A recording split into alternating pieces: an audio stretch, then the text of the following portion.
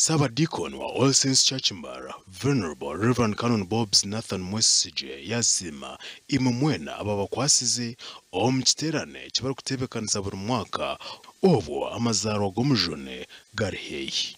Enjittegwa ekitabo kya Mukama kikuwa tukusoma bulizo nawe kyonyenda kubasiima mwena engalo zanyu institutions amasomero na za banka mwena okumwakira ba missionaries Ruhanga batwe umugisha.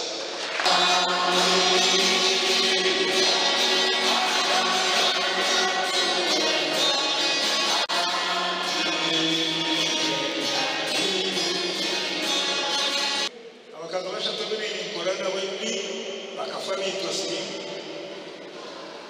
eranga mukazi wali tosire yakabalani ni wono umwana ukabano hibu okusunwa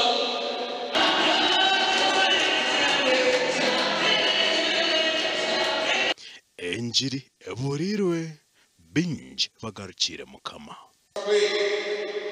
utakaba memba wekanisa barokera ho namuka hane kuchwera namuka leta bante mukoro yawe kasa okutaka okwe Twazo muri Kanyomizi akanisa ya St James Kigabagaba Church of Uganda.